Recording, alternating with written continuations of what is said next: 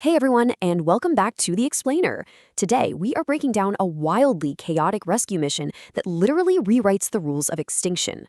I mean, we're talking mammoths, sloths, and saber-toothed tigers colliding head-on with a subterranean world packed with angry giant reptiles.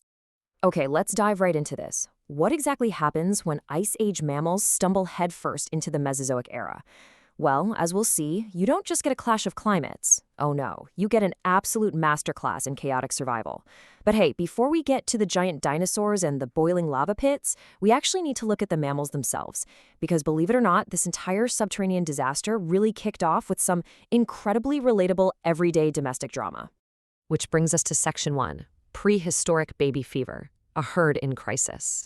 So, long before any dinosaur showed up to wreck the neighborhood, our favorite found family herd was actually already cracking under the pressure of some pretty serious internal growing pains. Think about it. Manny is absolutely panicking about impending fatherhood. He is obsessively baby-proofing nature itself, building these intricate ice mobiles and sending his friends on ridiculous secret missions to find crystals just to keep his pregnant partner Ellie happy. Meanwhile, Diego, he feels like he's losing his killer hunter's edge because of this new, cozy, domestic lifestyle, to the point where he's actually deciding to leave the herd entirely. And then, there's Sid. Poor Sid is feeling completely left behind and just desperate for a family of his own.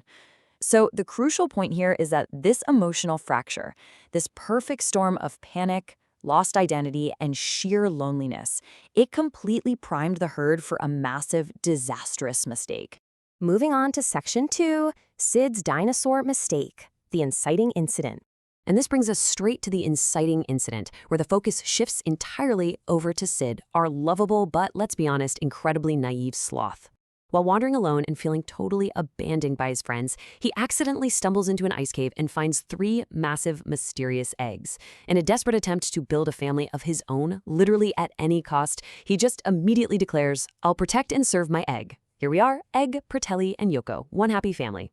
It is so incredibly sweet, but man, is it misguided. I mean, his sudden maternal instincts completely override any logical thought about what kind of giant creature might have laid those massive eggs in the first place.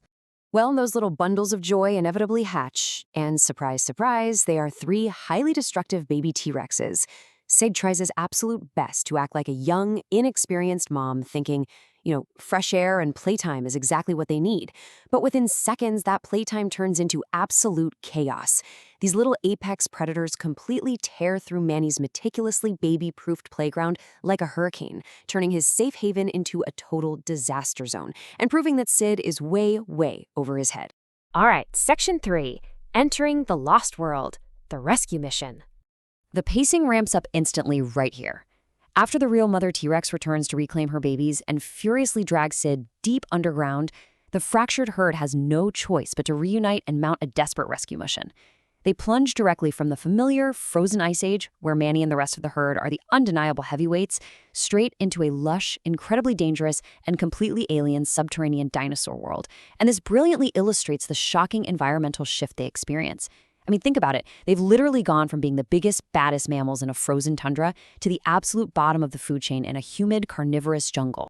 And right before Sid gets dragged down into this jungle, he's confronted by a furious, building-sized mama T-Rex who just wants her babies back. And what does he yell? "How do I know she's their mother? What do you want, a birth certificate? She's a dinosaur." It perfectly highlights the hilariously absurd logic Sid operates on. The guy is literally standing his ground against a roaring apex predator demanding to see some paperwork. You can't make this up. Next up, Section 4, Buck's Rules of Survival, a chaotic guide. Once they're underground, Manny and Diego very quickly realize they are completely out of their depth, especially after nearly getting digested by a giant carnivorous plant. But this near-death experience leads them directly to a very strange, yet absolutely necessary new ally, Buckminster, or just Buck for short. Buck is this wildly eccentric, one-eyed weasel who is uniquely adapted to surviving the subterranean nightmare. He is defined by his completely unhinged bravado. He's been down here so long, he's honestly lost his mind. He'll just casually mention arm-wrestling giant tarantulas like it's nothing. But because of that, he has gained incredible survival skills, all fueled by an ongoing Moby Dick-style obsession with a massive, terrifying great white dinosaur he calls Rudy. To get the herd safely through the jungle and actually save Sid, Buck establishes 3 firm rules. Step 1, always listen to Buck. Step 2, stay on the trail, because Buck doesn't like wanderers.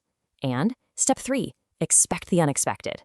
It is so fascinating how this rigid, almost military-like structure ironically contrasts with Buck's absolute insanity.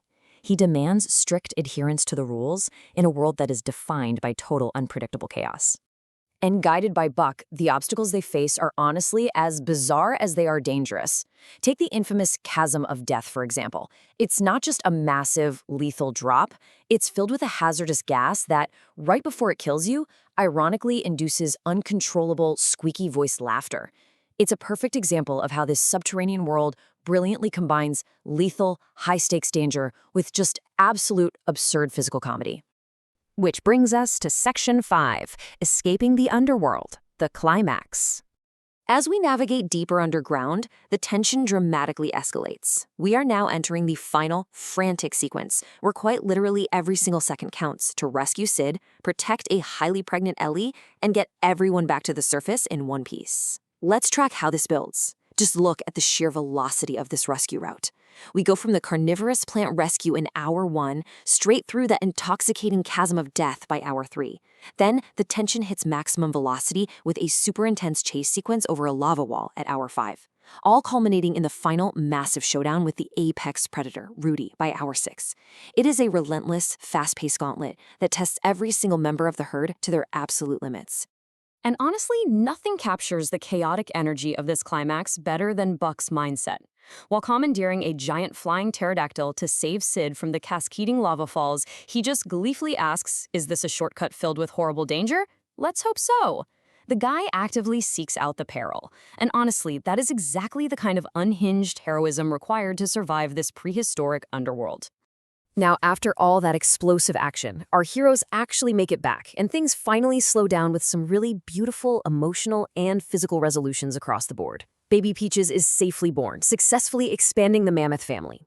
Diego, having just fought his way through a literal jungle of monsters, fully regains his hunting edge and his confidence. Sid is rescued, realizing that he already had a family that cared enough to risk literally everything for him. And in a really beautiful twist of fate, the mama T-Rex, who, remember, initially kidnapped Sid, she actually returns the favor, saving the herd from the monstrous Rudy at the very last moment.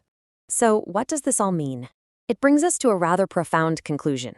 The herd had to physically fracture and dive into a terrifying, completely alien environment just to fix the emotional cracks that started up on the surface.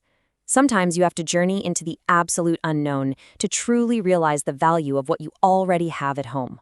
So I'll leave you with this to consider. What is your lost world? What unfamiliar, chaotic challenges have you had to face to rediscover your own foundations? Thank you so much for exploring this fascinating journey with me today, and I will catch you on the next explainer.